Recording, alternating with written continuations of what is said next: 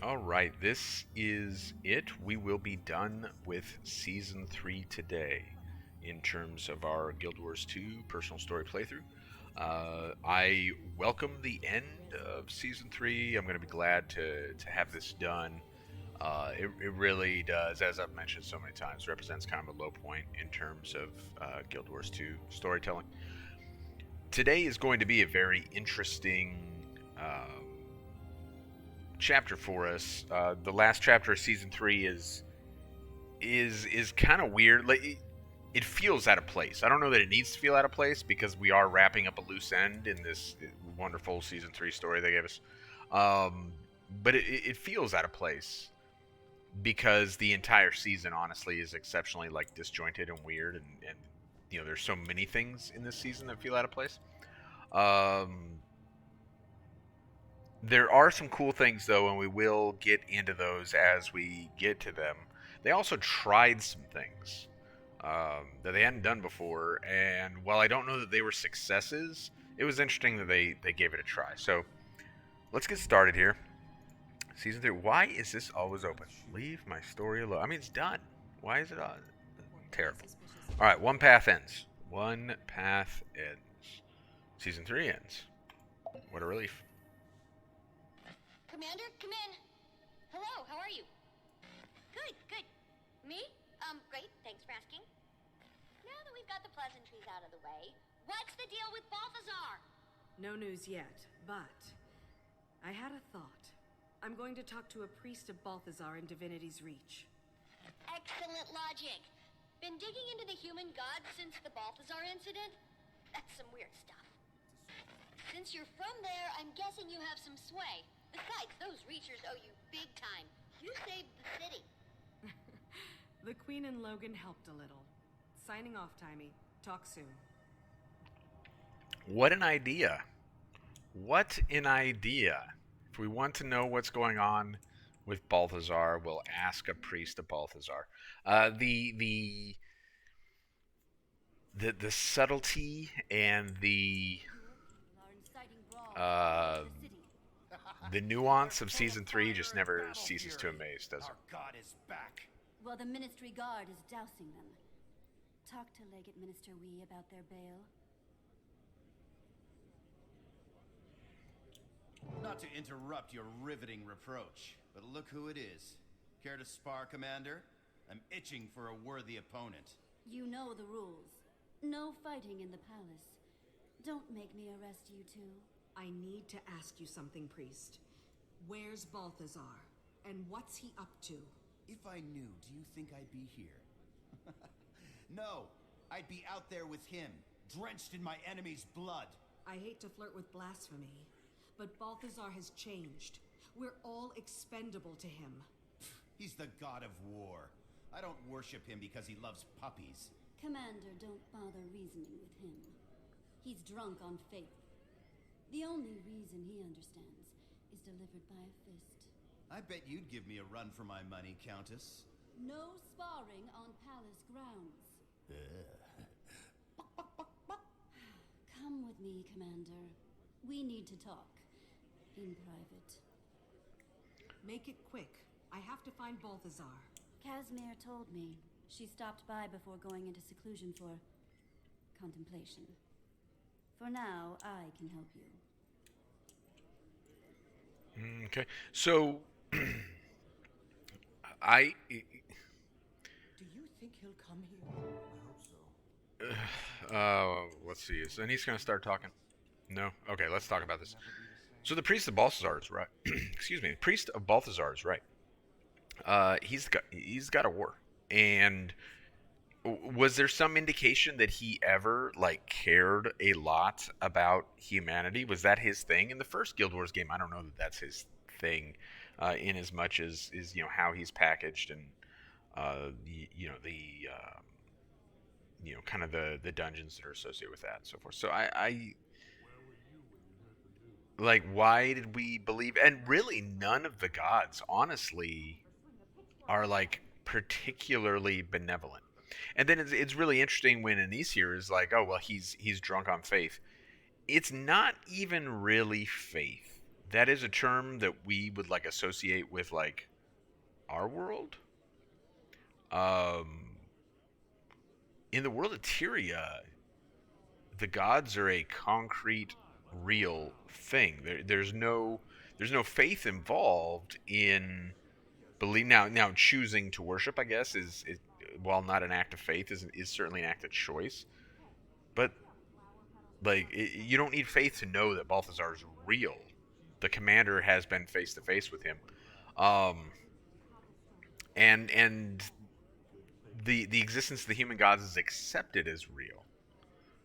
So even if Anise has not directly interacted with Melandru or Lissa or something like that, it's an accepted fact that the gods are real. So like I don't know. I don't know, man. I don't know.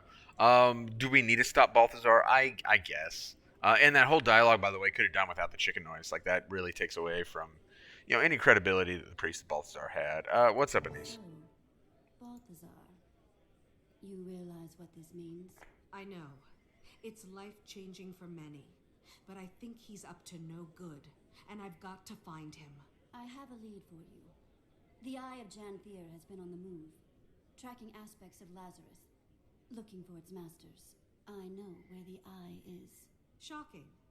But how does that help me? Our White Mantle prisoners have led us to believe that Balthazar has an aspect. Wait. If he's got an aspect, then that means the Eye could lead me straight to him. Have I mentioned that smart looks good on you? You should wear that more often. I bring it out for special occasions. Now, where's the Eye? One of my exemplars is following it. Last I heard, to a mantle hideout in a cave, somewhere in northern Brisbane. Last you heard? She's been out of touch. She insisted on pursuing the mission alone. Frankly, I'm worried about her. Worried looks good on you. Find her for me, and you will find the trail of the Eye. You'd be doing me a favor, but it's also in your best interest. All right. Questions. Questions to be asked. Why does Balthazar have one of the aspects? I thought Codicus had 4 of the aspects. Does Balthazar have the 5th? What's going on here? I feel like we're being taken for a ride. What's up, citizen? What an honor. Of course, that'd be you. How's what everyone? No one is ambivalent. Well, I wouldn't imagine so, right? Yes. So supposedly, if we look at the gods, and we'll actually get this in the story later, then we are ultimately blinded. Um, but that didn't happen to us with Balthazar because he was underpowered, right? Um, yeah, I don't know that we're gonna. I don't care. I don't care. It's Valette. Oh, good. I wanted more of that. Thanks. Appreciate it. So here she is now in, different attire, and she is now the new Canuck for Countess Anise, making amends for her treason, apparently. Valette the treasonous. We were lucky. Could have gone very different. That being the White Mantle Siege, right? I feel fortunate. Countess Anise giving me the opportunity to make up for my treason. So it was treason, and Valette probably is lucky. But the commander, as much as anyone else, Anise or anyone else, is guilty of killing or sparing people on whims. So Valette gets to live, thanks to Anise's whims, or would have died, thanks to Anise's whims. So the Countess can teach you a great deal. Yeah, I mean, so Valette is a mesmer. Countess Anise is a very powerful mesmer. So I guess there's that. Are we? What is this life lessons? Because Anise is not the appropriate person for valuable life lessons. Is this like statecraft? Do we want to be teaching a treasonous person statecraft? Like I'm not sure what that is. I made a huge mistake trusting Codicus. Well, I mean, it's not that unusual of a mistake. Trust a creepy man. How are your parents doing? Queen gave Father Codicus's old job. He is now legate minister. Probably a good choice on Queen Jenna's part. We know that the Wee family, Valette notwithstanding, is heavily vested in Never the. something? Just knowing he really exists, my life will never be the same. Yeah. The Wee family is heavily vested in the kingdom of Kryta and seeing it succeed. So that I mean that makes a ton of sense, right? You wouldn't happen to know what the Eye of Janthier is. Big floating eye, saw into your soul. So this is something from the first Guild Wars game. So of course they can't help. There's a lot of that. There's an incredible amount of that in this chapter, um, reaching back to the first Guild Wars game. And this is probably the point where it starts getting, too much in terms of, and it's only going to get a lot worse. But across Path of Fire and then season 4, like it's just going to become so frequent that it's honestly like it's an absurdity. Like it's a big meme, really. Um, Worked for the White Mantle. They use it to identify gifted individuals so they can sacrifice them. Yeah. We better be going. Let's get out of here. We've had quite enough of this. Unfortunately, this is kind of how this whole chapter goes. Again, but there are some interesting things. But there are also like some super like jokey things, like jokes, like just big memes. And ArenaNet has a history of doing that from time to time, like a complete inability to take its own story, its own product seriously. There's a portion of the fan base that really likes that. I don't understand it. I don't understand why people like it. I mean, that's fine. Is it a majority? So here's the question: is it a majority of the fan base, right? Because if a majority of players like that, then I guess it's the right decision on the part of the studio to. Of course. Why put your hideout somewhere easy when you That can being put the it up hideout. there? Guess I'm climbing or using mushrooms. Guess so. I don't actually remember the way up there. We'll have to figure it out. If a majority of the fan base likes like the ridiculous, goofy, nonsense sort of stuff, then I guess it's the right move on Arena's part. I just have a really hard time believing that. I think that there are probably a lot of players who would enjoy the story quite a bit more if it wasn't a Saturday morning cartoon.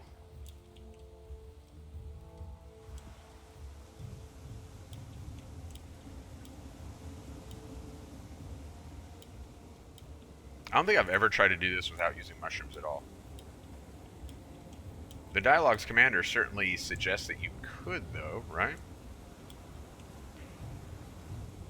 Ah, that's regrettable. Which one is it? Is it this one?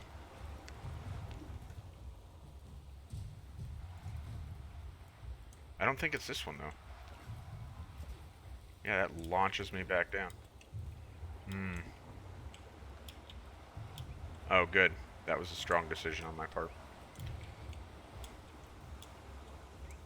Time to do some real damage.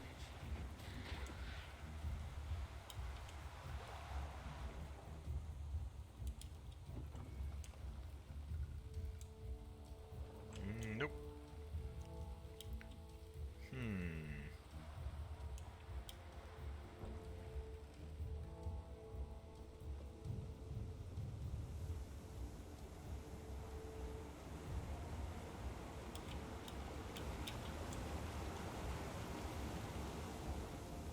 We'll take it.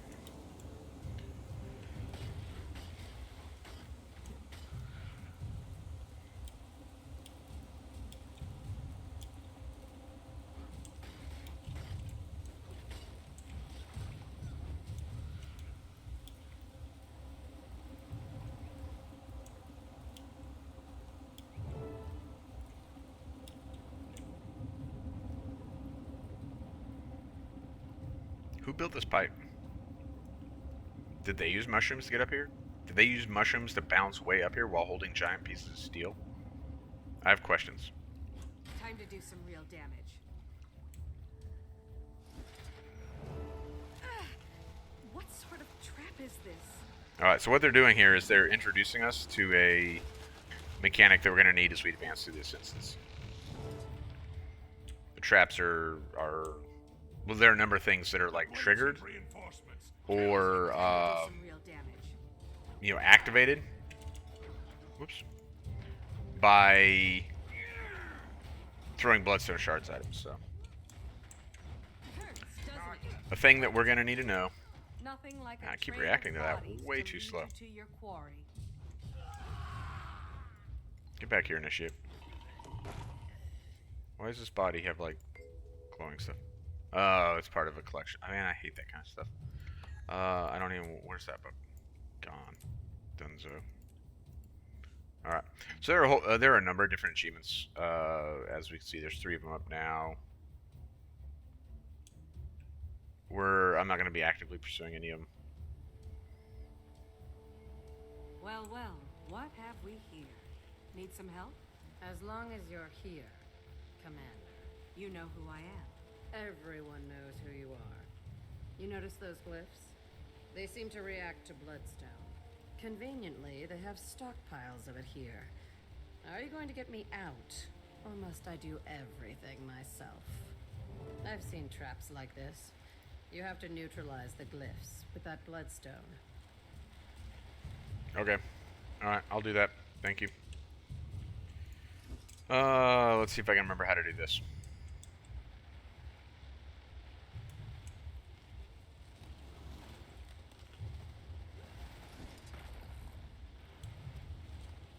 Anise sent you, did she?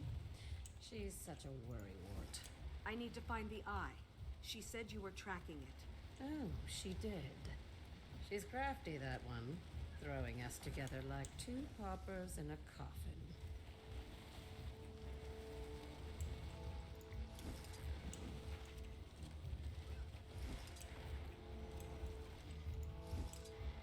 Note that my pet is attacking the statue. The statues don't show health bars, but they are actually destructible. On a long enough timeline, I suppose he'll succeed in destroying that. One of the achievements is for destroying all the statues of the, whoever this white mantle individual is. Presumably, One more confirmation of how great I am. oh, I did it backwards and shocked her. That's one way to get it open.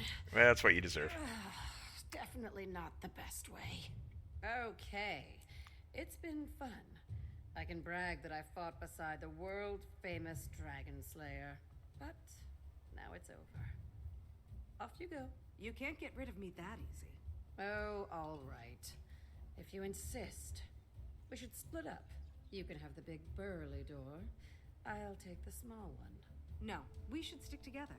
For safety. Yours or mine? Fine. Small door first, then.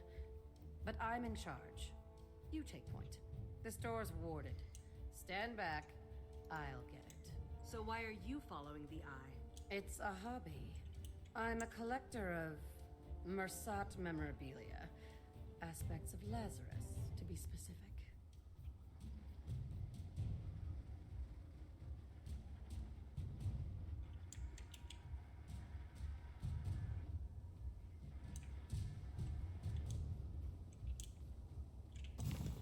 Alright. Hang me. That sound never bodes well. Yeah. So she's going to get into this door. So this Shining Blade Exemplar, this is the one that Anise mentioned that we were going to come help. You know, Anise hadn't heard from her or whatever. So there was a lot of opportunity there. What they could have done, and they could have done it any number of ways. You know, like, so there was nothing that preceded the first Guild Wars. So all that world creation, all that, you know, like innovation in terms of like lore and everything, that was all from scratch. They came up with all those ideas on their own, like, or presumably on their own, I don't know. Feel the fury. And apparently they're unable to do that now because instead of creating some kind of new character that had mystery about them, and I mean, you know, the world is what they make it, like, and especially this world that has myths and has ancient secrets and stuff. How about you? They could have done anything with her. Instead, when we find out more about her, it's going to be disappointing because they made no effort to be creative. That to me is a huge letdown. My pleasure. Feel the fury. You'll be feeling that one for days. All right, so Home Slice here, Bloodstone Protector, is kind of a little bit of our pain force here. So we're gonna use the Bloodstone to break his break bar, and that is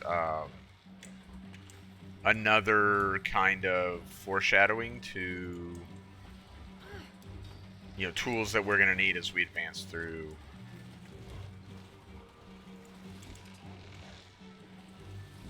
This instance.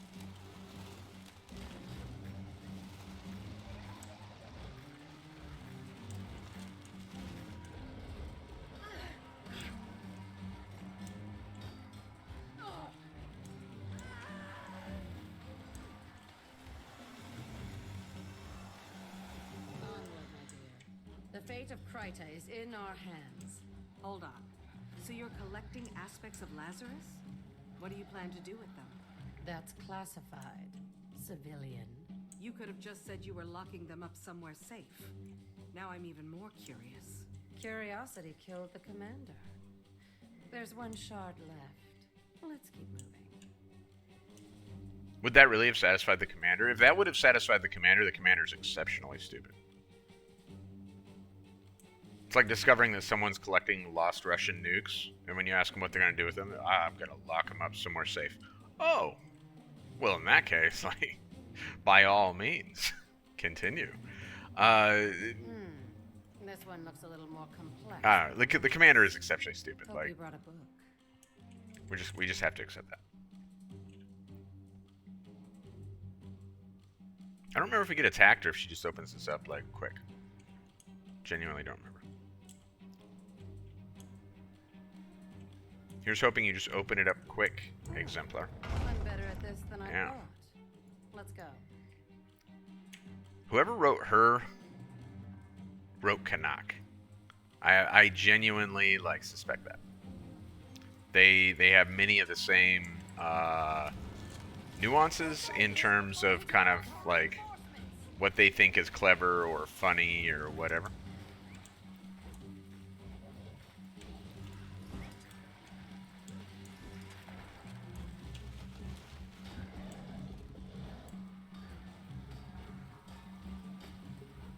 And I do like Canuck. And probably would like the Shining Blade Exemplar here a lot more. If it wasn't for the fact that I kind of know, having played through this a number of times, I know how it ends. I know who this Shining Blade Exemplar is and kind of what the whole story is there and how this whole chapter works out. And that makes it, a lot less satisfying. Where did you guys come from? What's going on here?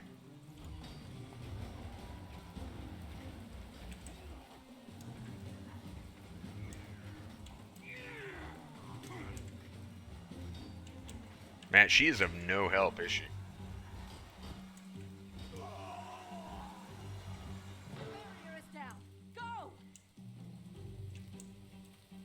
There's something back there. I forget what it is. Probably something for an achievement. This is a cool setting. Like, that's really cool.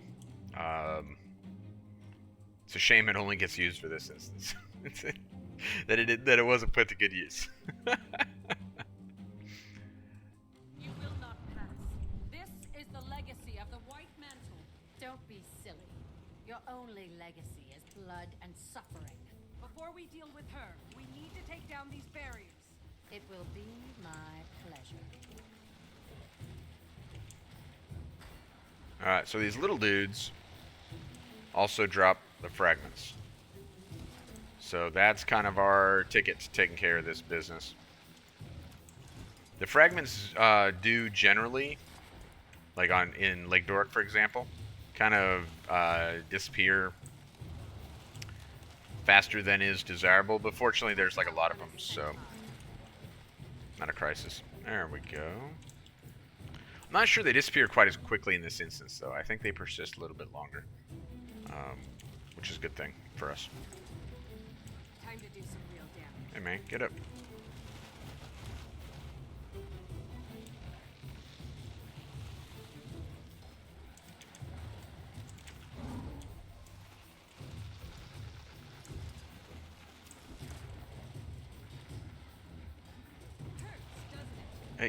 Oh, how are both my stabilities spent?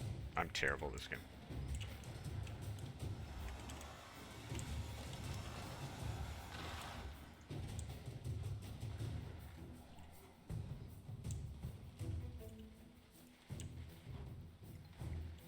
That's the whole reason I run 2 different stabilities on this tune in the first place, because I'm bad at the game. I'm running 2 of them and still managed to get knocked down.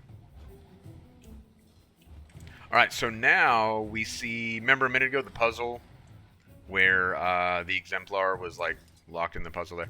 So, same type of puzzle. I accidentally did it backwards with her before and turned them all on instead of turning them all off, which is what I was supposed to do. So now we actually want to turn them all on, right? Because it's going to have the same impact on that figure inside there, that white mantle. And, let's see here. However,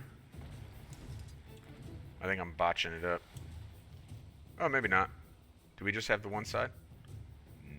No, we only got 2 here. Alright, that's fine. We'll just turn them all off. I don't care. Time to do some real damage. I think that's about the time that you end up with, where you end up kind of switching them.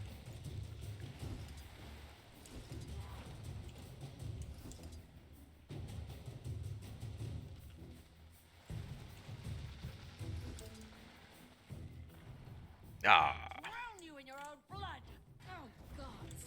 There's never a silencing hex around when you need one. I feel like I did a bad job of that, but irrelevant. Now we're in our fight. We want to position ourselves near the bloodstone fragment, because she's going to phase every 25%, and we want to stun her to avoid. I could outrun us. So now we got our bloodstone fragment. She's going to do her little thing, Rise and protect me! and we're gonna stun her there and prevent her. We're gonna interrupt her, and that's just gonna make the fight a lot easier for us.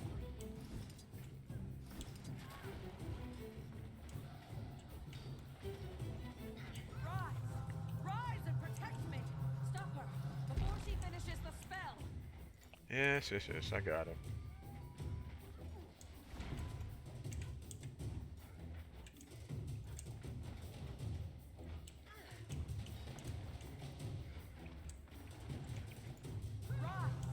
Oh no. Rise and protect me! Stop her before she finishes the spell!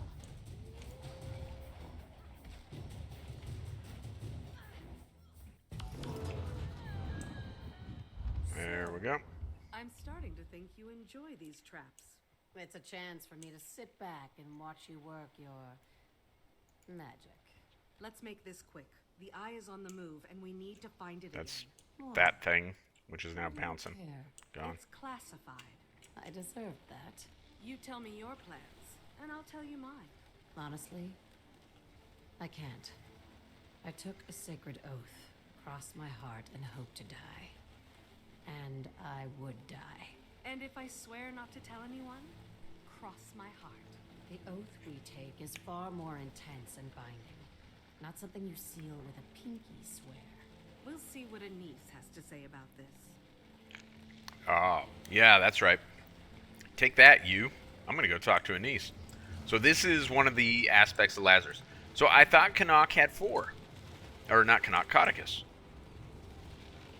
But I thought Balthazar had. But I thought there were 5. But it's all very confusing. Pull harder. It's like sword and stone. Can't tell you either, but I'm off to HQ to gather intel on the eye's movements. You may as well come along. Where is it? I usually meet a niece in the palace. I'll show you. Meet me in the Reach Mausoleum. It's perfect for a secret rendezvous. The spectators are all dead. Ho-ho! Jokes. Why is she returning to headquarters to get intel on the eye's movements? The eye was literally right here and bounced off. It, had we... In fact, we could have... I mean, we can't within the game, but in theory, the commander could have bounced, left her trapped the way we found her at the beginning of this instance, and pursued the eye. The eye was our interest here, right? I guess the commander's a good person. Didn't want to leave this Shining Blade Exemplar stuck in this now abandoned, or now that we've killed everyone, this empty White Mantle facility or fortress or whatever we're gonna call it. All right, let's go to the Shining Blade headquarters then, which is I don't have a waypoint exactly right there. Looks like that's the closest one I got. So I don't remember if it was when I was doing my season 1 playthrough, or if it was the core personal story, and I was over here. Probably was season 1, because I was over here, and it's probably because I was going to the dead end, where Marjorie and Casimir hang out during season 1. It kind of stops being relevant until End of Dragons. We're not really gonna, it doesn't become particularly relevant again. But during season 1, it's like Marjorie and Casimir's kind of base of operations. I was coming over here, and there was a guy like right over. In fact, you know what? Yeah, easy. Let's go listen to him right now. That's easier than just me yapping about it.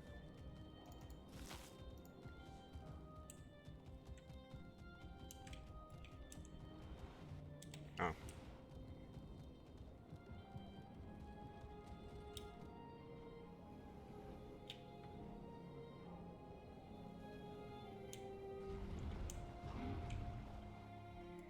Alright, this guy.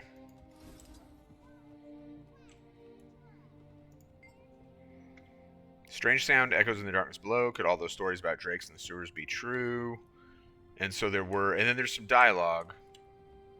Is it these folks? Hey, talk. Do your dialogue. It's someone around here. Talks about hearing noises down in the sewer as well. Is it this guy? I don't think so. Maybe it's him.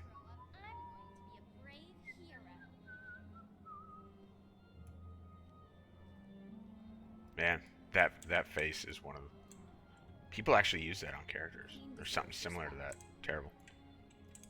You'll hear no complaint from me. Some say she's ineffective against the centaurs, and that bandits lurk around every corner. They say that Caudicus should take the throne. The minister talks a good game, but I don't trust him. Nor do I. The carnival's fun, though. It helps. Alright, I'm not gonna wait forever. Anyway, yes. Sewer. Okay. I mentioned it for a reason.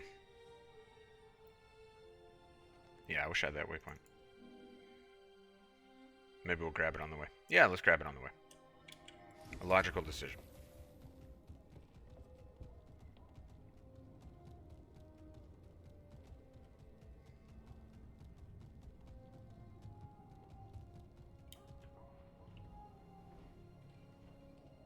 This is the graveyard or the cemetery or whatever you want to call it that the exemplar was talking about.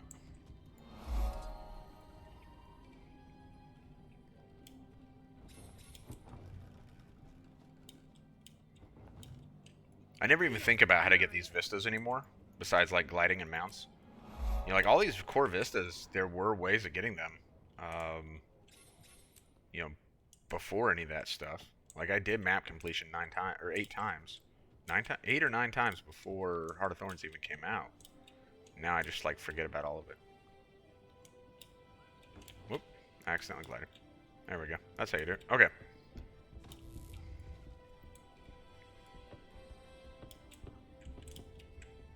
Isn't this such a lovely mausoleum? My favorite one, actually. Don't you like it? Spooky. It suits you. But really, we need to get moving. Have no fear, my dear. The entrance is just here, if you know where to look. Which I do. So, we'll go in this coffin. And it'll lead us into the secret Shining Blade headquarters. That actually seems like a really dumb place. I mean, it's great for like, it's like spy movie stuff or something. Comic booky, which is what they love to be.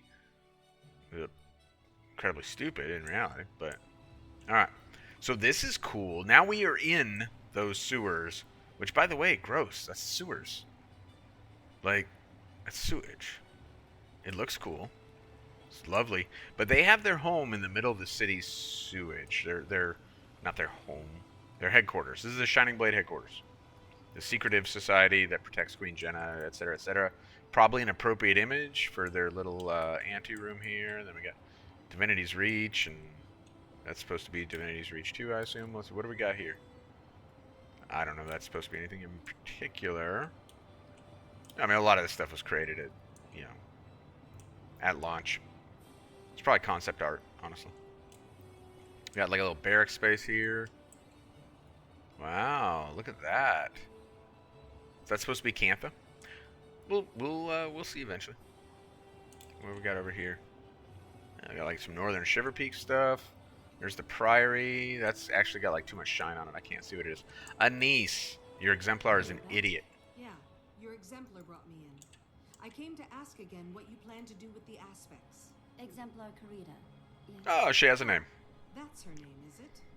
We never had time for introductions. Well, I can't tell you about the aspects. Did you ask her? Despite rumors to the contrary, I am not dead. Stop talking about me as if I weren't here. Anise, tell her to hand over the aspect.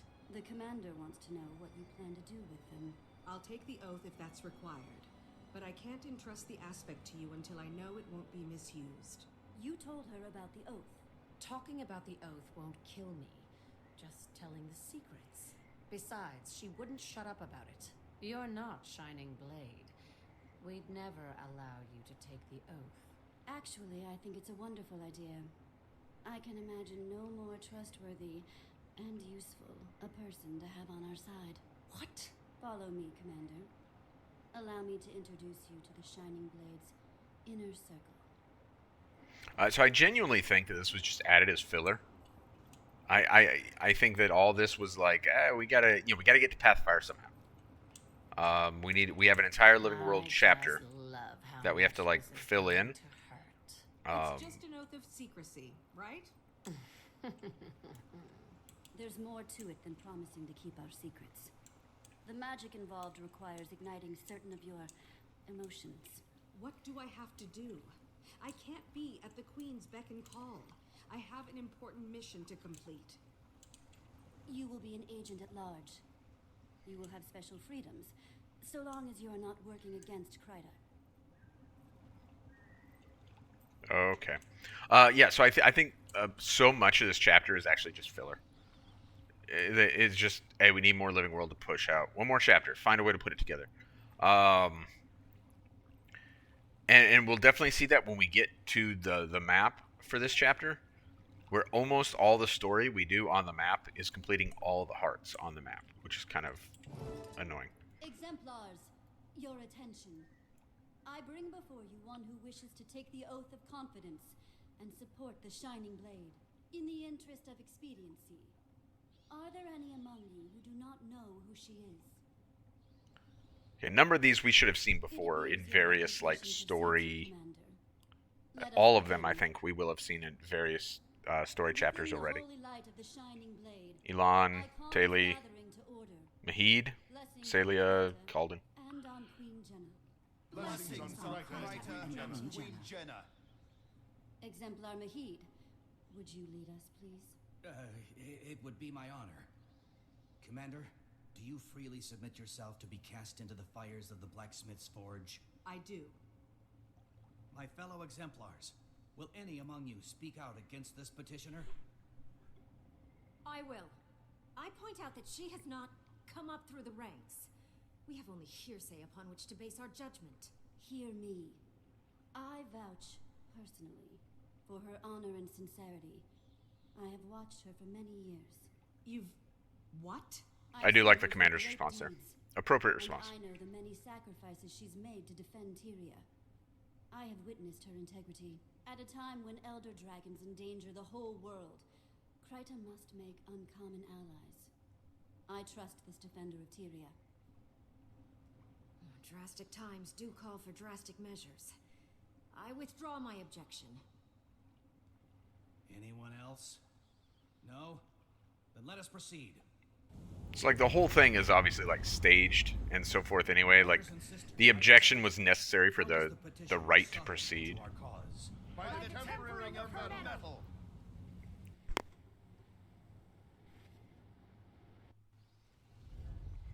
So presumably these are like trials that we're going through. For steadfast integrity. By the quenching of the metal. We get water dumped on us. That is a lot of water. How is the petitioner tested for resolve? By the shaping of her metal. We are the enemies of the Shining Blade.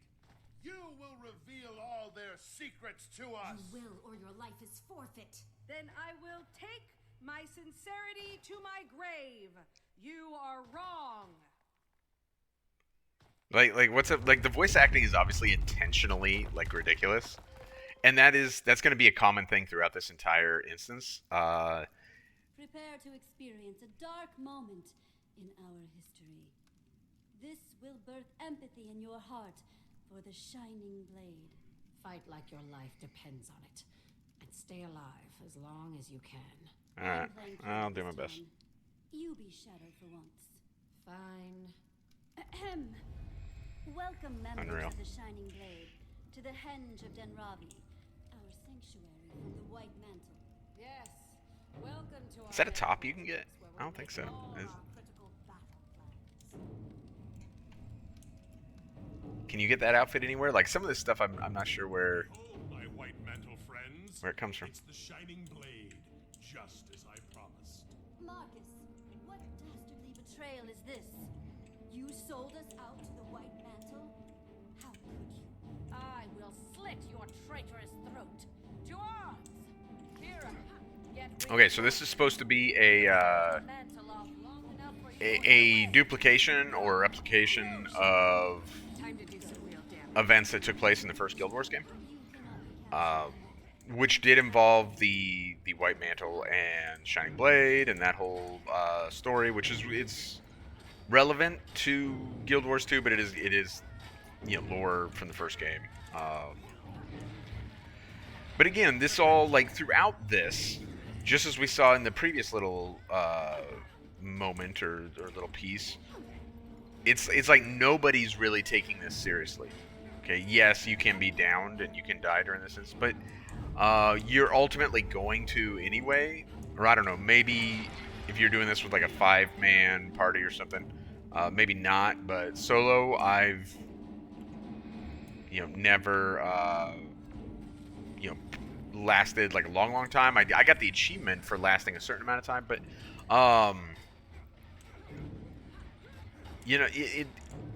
to come back to the point, it's all like this big theatrical production. Remember, supposedly breaking this oath will kill me. What is that? What does that mean for the commander? And the commander even voices that, like, hey, wait a minute, I got like stuff going on. I can't just be getting involved in like, being a committed member of the Shining Blade or something. So it's very much this contrast between like serious and ridiculous. Is that another outfit? Oh, that's the same one.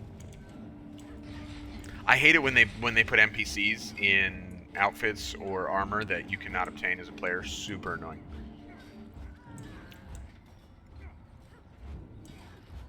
I was actually remembering the other day that they, at launch, there were like skins associated specifically with PvP, and you had to get them via PvP. Some of which I didn't get because I don't really do PvP. I tried it out when the game first started. I just didn't get into it. And I tried it again later and ultimately didn't get into it. Of course, they ultimately fixed that because people were frustrated that they couldn't get the PvP specific skins without doing PvP, and there's definitely a portion of the community, and there's always this voice coming from kind of all over the place, different people saying it.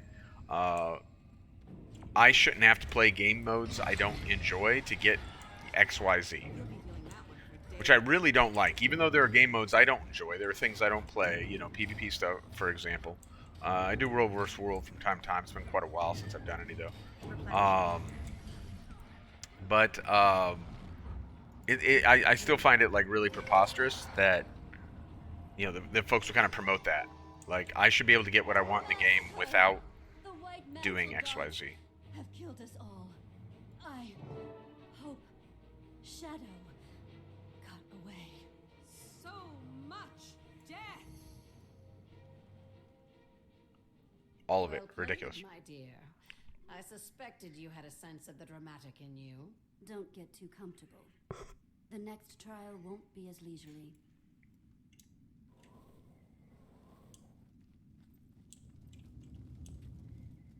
Like, what is the point of being intentionally absurd? This is interesting, though. So up until now, like, basically this entire instance has been a big joke. This is Shining Blade warred for relatively years for the interesting. White Mantle and their Mersat overlords. The razor of fate is precocious and could have swung in any direction. Our future was unknown. Fate's razor. Nothing. Never mind. And that led many among Stupid. our ranks to doubt, fear, regret, inner demons. Inner demons? Believe me, I'm bombarded by them every day. Now you must face those that bother you most, so you can overcome them when someone uses them against you. Alright. So now we get the tormented commander thing again. Which is like way overplayed in my opinion. Like way overplayed. Save the world. Feel the fury to kiss your feet. Alright. So when we confront those doubts, then we get this thing which we can use to daze the this manifestation of self-doubt and inflict, like genuine damage on it. That's the fast way to... What's going on with my... Oh. Yeah, I'm having trouble attacking because I allowed one of the attacks from those Spectre things to hit me. I need to fix that when the next one pops up. What is it? Fury. The fact that I'm a murderess? Look in the mirror, old friend. Yeah, nobody likes Keith. So anyway, the point I'm coming to is that whole thing about like the commander being tormented is just awful and tiresome and like not something that like it way played out. And we should be done with it, or because even with the most recent content, it's still something that they're like throwing at us, like, oh yeah, by the way, the commander is tormented. Yeah, no, you've covered that. We got it. The commander's tormented. Oh, did it not work? All right, well, where's Ritlock? Not enough energy. Get the one from Ritlock then. There we go. However, the way that this all plays out, like is cool. Like, they do a really good job of this encounter, and like I think the mechanics are cool, and like this is all good. The problem is it's predicated on this idea that they keep throwing at us, that so 90% of the story does nothing to give us the impression that the commander is in some way like tormented by their decision making or by the heavy burden of the lives lost and all this. 90% of the story is the commander repeatedly doing the same thing, charging ahead without any genuinely serious thought, and everyone around him dies, but they don't because they are the player character. And like all this murder is the best solution for every problem that the commander encounters, etc., etc., etc. And just as recently as the previous chapter, right? The destruction of the Elder Dragons may actually destroy Tyria. We don't know what the destruction of our current pursuit, since Balthazar conveniently put 2 dragons to sleep for us, our current pursuit is killing one of the human gods. We don't know what the consequences of that are either. And yet we will just blindly charge ahead, because that's what the commander does. So the commander's behavior does not indicate to us that they are in fact learning any lessons or experiencing any remorse. We are simply told that through the dialogue or through brief moments like this where, oh, the weight on the commander's shoulders, and we all take a minute to feel really bad for the commander, and then the commander continues to do dumb stuff. Master Exemplar, she has proven her mettle. Do we stand ready to accept her vow? We do. All that remains is a journey through magical darkness to the sacred chamber where you will take the oath. Trust me, I will guide you safely there. Magical darkness. And here we are. Oath-taker, we have shared the wounds of our past. We now reinforce our future. With this oath, you will be bound to defend our secrets. You attempt to reveal them on pain of death. Repeat after me. I am bound by the blood spilled from shining blade veins. I am bound by the blood spilled by shining blade veins. The secrets of the shining blade are mine to safeguard beyond this circle. The secrets of the shining blade are mine to safeguard beyond this circle. I will breathe my last breath before I betray this oath. I will breathe my last breath before I betray this oath. It has been vowed, so shall it be. The Trusted is now complicit in our mysteries, and a protector of the kingdom. You're an honored agent of the timeless Shining Blade. We may now share our secrets with you, without penalty.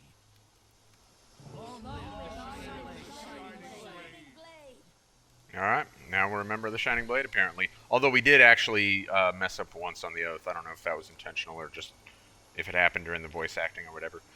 Before we talk to Anise, this sword, this is the Shining Blade. You can see we're surrounded by all these, like, you know, sword statues or whatever, and we got, like, etching in the ground and stuff. But this is actually the quote-unquote Shining Blade. Apparently magical. We got it, like, floating here and stuff. It can be crafted as a legendary weapon. I really like it as a legendary weapon. I don't like its footfalls. I think they're kind of silly. Basically, this circular thing here with the handle and, like, the, you know, like that little part right there is what your footfalls make. It's, you know, the Shining Blade emblem is what your footfalls make. That's less cool, but overall it's like a pretty nice legendary weapon. As a Gen 2 legendary weapon, you know, it's just a huge material sink more than anything else, what it constitutes. Don't forget, you tell, you die. Yeah. Spill it. Very well. I suppose I'll answer your question now. What was it again? Oh, you're funny. You know what I want. I do, yes. You want Balthazar, and I want Lazarus. As long as the aspects are out there, Kryta isn't safe. You are planning to destroy them. No. Once I have them all, I'll use them to resurrect him. Have you lost your mind? I had a similar reaction, though mine may have included more profanities. When he's up, I'll unleash every ounce of Krytan wrath I possess on him. I'm going to annihilate him, and the Mersat will never be seen again in Tyria. What? We've already hamstrung the White Mantle. Time to extinguish the last Mersat. Are you coming? You think you can find the eye? I'm counting on it. I won't stand in your way, but you can expect an "I told you so" if this goes sideways. Understood. Here's the plan. I've heard conflicting reports on the eye's location. We may have to track a bit. So, we split up. You to Ore. I'll have a ship waiting for you in Lion's Arch. We'll meet up once we spot the eye. Trying to ditch me again? Why don't you stop by Rada soon? My guildmate Timey can give you a comm device like mine. So you can keep track of me, my dear? No. So we can keep track of each other. Alright.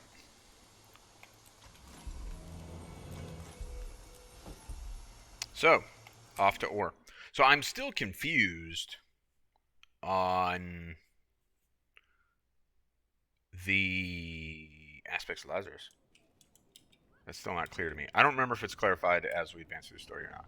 I sure hope so, otherwise it's really weird. There's one too many. Codicus had 4. We recovered 1. Balthazar has 1. There should only be 5. That's 6. What am I doing?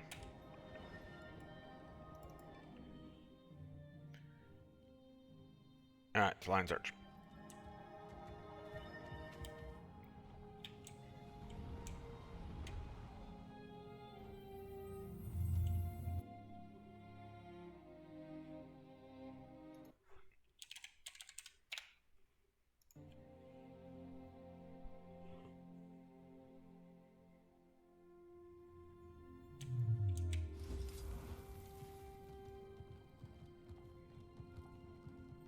My stomach's growling.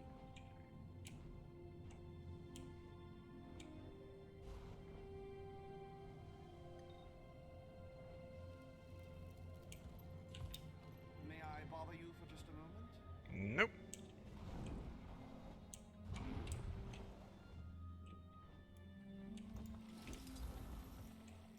Hello.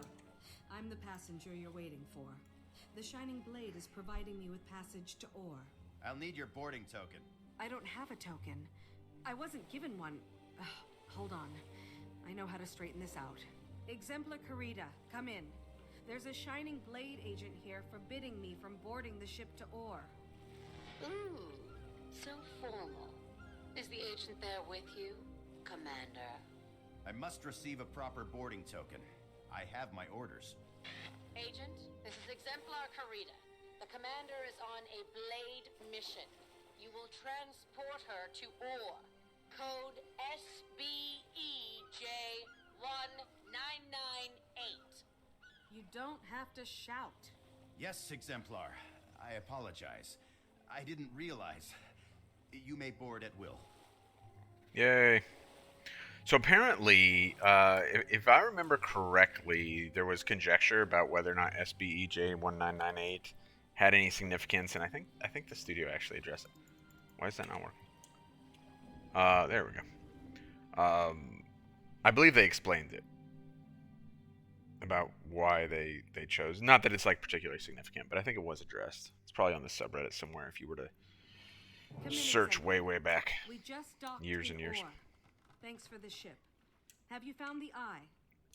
Oh no. Was I supposed to be looking for the eye? Are you kidding me? Did you know these islands are strange? I just left a raggedy carnival trying to capture a rampaging slothosaur. I'm familiar. Don't you want to know whether I found the eye? It's unnecessary, my dear. You asked me if I did. Ergo, you did not. Out and over. Such terrible radio procedures. So like all Season 3 maps, opportunities to gather, get yourself some, ascended stuffs. One of the trinkets, I shouldn't say stuffs, specifically trinkets. One of the interesting things about the map currency on this map, and we'll talk a little bit about the map here, but specifically about the map currency, is it's more reliable than most. Every Orient Oyster is going to give you one Orient Pearl. There you go. Easy peasy. I need 125 to get that choker. I got 124 more to harvest. No, I mean, I can get them other ways. But, like, I never have to worry about whether or not, a strike on, like a mining node or a wood node or whatever is going to give me that map currency or not. And there's, like, that little bit, not really enough to care, but there's that little bit of RNG involved. No RNG here. One oyster per node. Greetings, Wayfarer. Have you come to help us reclaim this accursed land? I'm afraid not. I'm looking for someone. Have you seen or heard reports of Balthazar here? Oh, I did hear a rumor that the being called Balthazar had been seen here. The royal ghosts were buzzing about it. Do you know where he went? Or have you seen the Eye of Janthier? A floating... The floating pyramid eye? It passed this way not long ago, but I dared not approach it. It was headed inland. I suggest you start your search with Dagonet, the firstborn. You'll find him at the reliquary of Melandru. Okie dokie. So now, really, as I mentioned earlier, a lot of our story is now going to be like us going from heart to heart, being told, hey, search for clues by doing this heart. Unfortunately, this whole chapter kind of feels like They were just trying to find a way to get to Pathfire. Um, the map itself, if we look at the map, outside of any pros or cons about the story or what will you, we just look at and even let's remove events as well. There are some events on this map, but we can kind of remove them as well and just talk about the map. There are some really interesting things about it. One, thematically, what is happening here in this land around us? So Zaitan was defeated quite a while before this, right? Because Zaitan that's core Guild Wars 2 story, and now we're several years after that. This is a full 18 months after or more after Heart of Thorns, so we're years into Guild Wars 2 at this point. Zaitan's been defeated. What happens to the corrupted land of Or? So remember, we went through here, we went through here, we went through here, and then when we did story mode, Ra, and we battled Zaitan, it filled up most of this right here, right? That left this corner of Or unaccounted for on all of our little adventures so far. Now we are in that corner of Or, and essentially what this is an opportunity to see what it looks like as things change, as the dragon's influence wanes. So we got Unchained. The enemies here are all called Unchained because they're no longer bound to Zaitan, and yet they're still risen. Like, so they're still problematic in that regard, and so that's why they're still adversaries here, even though they are not affiliated, if you will, with Zaitan anymore. So as they roam here, they're not gathering magic for Zaitan or anything like that. They're just wandering souls, I guess you would say. Also, kind of an interesting mechanic on this map. This is the only waypoint on this map. Navigating the rest of the map instead of waypoints, you can unlock, and I think it's a combination of the map currency and some karma or something as well. But you unlock these shrines, which unfortunately that event symbol just obstructed, but there's these little shrines throughout the map, and those are what you use.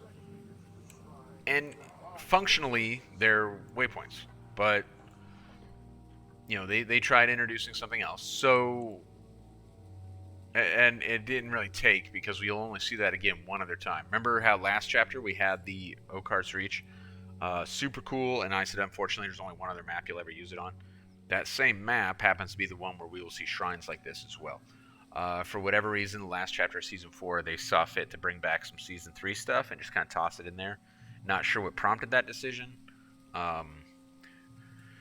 But both things function fine when we are on that map. Anyway, alright, Dagonet, what's going on here? I hardly believe my eyes. The destroyer of Zaitan, here to help us reclaim Or? The destroyer of Zaitan. I remember you. You were of great service to me once. Sorry to be abrupt, but I'm looking for Balthazar or the Eye of Janthier. A floating... Oh, we know what it is. They've both been here, but you cannot follow where they went. What's the problem? The main reliquary, Abaddon's, is locked down. Only the reliquary of Melandru is illuminated. It was like that when we arrived, so we are studying it. God magic once powered this place, but that was ages ago. That ley line might be the source. I'm trying to harness ley line magic to return risen bodies to the soil, to finally cleanse Or. Timey, if I wanted to find a portable source of ley line magic, where would I look? Ooh, a conundrum. Let's see, remember Spencer, my chalk organ buddy? It turns out there are others like him. You're already in a place with high magic concentration. Look for a creature that glows, and then cut out its ley organ. Ugh, that's disgusting. But if it works... If the organ contains enough magic, it should destroy the Risen. At least in theory.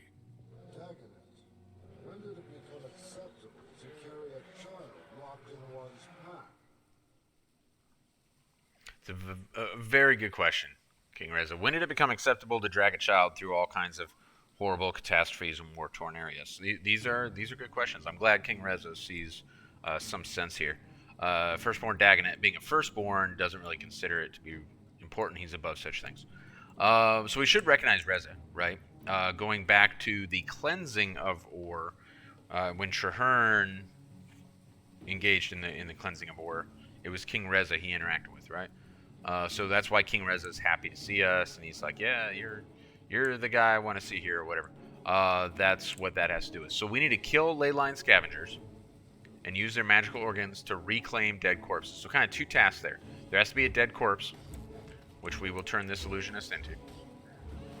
Oh, and this illusionist as well, apparently.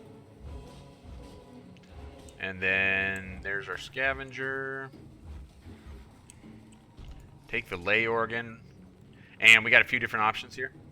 We want to do reclaim, and we're going to try and reclaim this body. And we're getting both. I think we're only going to get one. Maybe we'll get both. Hey, we got both. Drastically cutting down the amount of time this is going to take. All right. Time to do some real damage. And ley organ. Skill 3. All right, so we have reclaimed 3. So now these risen, you know, in theory, within the story, like, can't return. They're now at rest. Like, they're done. We're gonna need that heart done, so I'm glad we have it done. We're gonna need them all done, unfortunately. King Reza, I have reclaimed 3 corpses. At last, there's hope for Or's resurrection. Your assistance with the reclamation is much appreciated, Commander. I'm not done yet. I need to know more about Abaddon's reliquary. In Or's prime, this place, the complex, held the reliquaries of the gods. Abaddon, being the keeper of secrets, secured each god's most cherished scrolls, mementos, and artifacts for them. The other reliquaries must all be lit, and the corruption removed before Abaddon's will open. I need your help with the reliquaries. Start with the reliquary of Ren. Use your ley-line magic to banish the Zaitan pox. I'll make sure of it. All right, so what are they really saying there? And this is what I already talked about. What they're actually saying is, do all the hearts. Literally what they just said. There's a heart for each god, except Abaddon, right? That's the issue. We can't get into Abaddon. But the other human gods, they each have a heart. We got to do that heart. Do we need Orient truffles? I haven't done. Have I done any? Didn't I do a tiny bit of cooking on this count? Time to do some real damage. 0 to 0? I think I did. Like a tiny bit. Like I think I'm at like a level 15 chef on this count. Do we want to go up there and get that mastery point?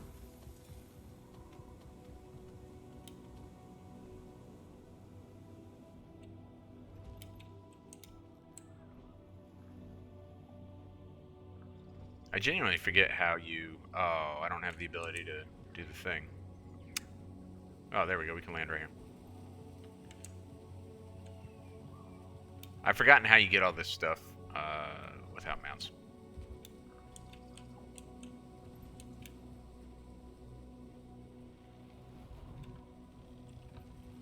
Where'd that thing go? Oh, I bet it's up on there. Oh, there it is. Luis.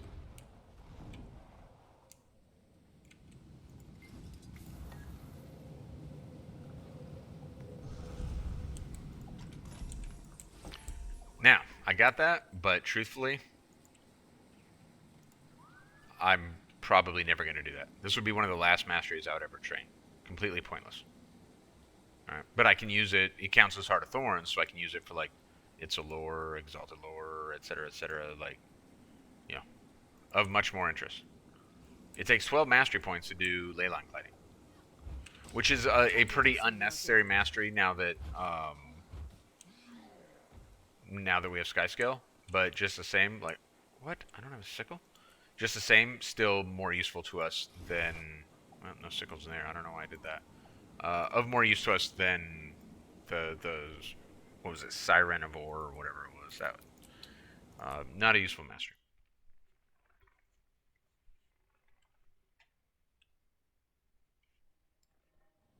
What did I come here for?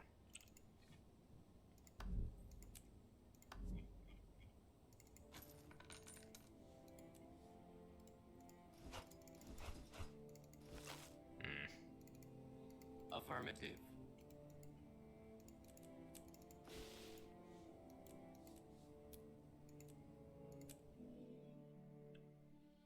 I do like the loading screen. It's a nice loading screen.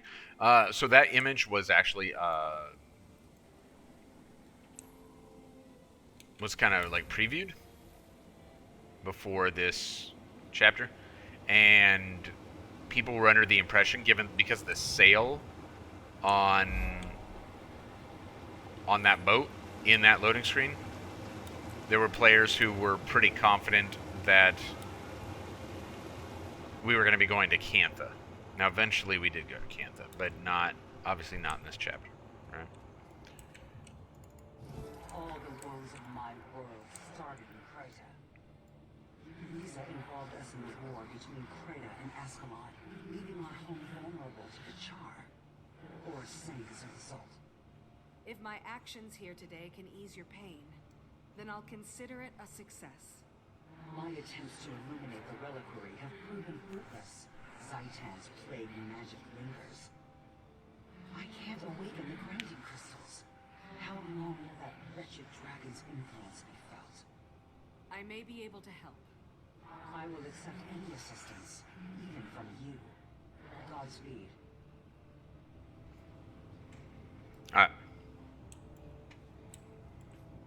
So, new task. We can still complete the heart by doing the reclaiming thing that we had previously done. But now we're going to use a similar method, just a different one of the skills on the skill bar when we get the, lathe organ there to illuminate these crystals, right? So I need to find. There we go. I think I had one. Let's see. Is it 4? And the magic's just going to float right over the crystal. Hey, jerk. Alright, let's see what Queen Mentab has to say about that.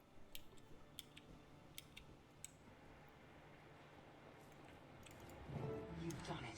You unblocked the magical current and eliminated the reliquary. I was never this happy in life. You did so well. You redeemed your people a tiny bit.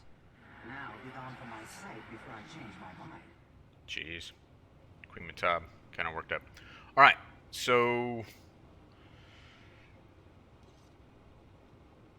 complete all the rest of the hearts. There it is. There it is on our little green thing and everything. So what does that mean? It means for video purposes, I'm going to insert a break here because I thought maybe I could get this done in like an hour 15 or so, but it has taken longer than I thought. We still have another instance once we've done the hearts and stuff, so I am going to insert a video break. So when we come back to the next video, maybe with some editing, we'll get the rest of the hearts done because it's not even that exciting under any circumstances. And then we'll wrap up Season 3 with the second half of Chapter 6.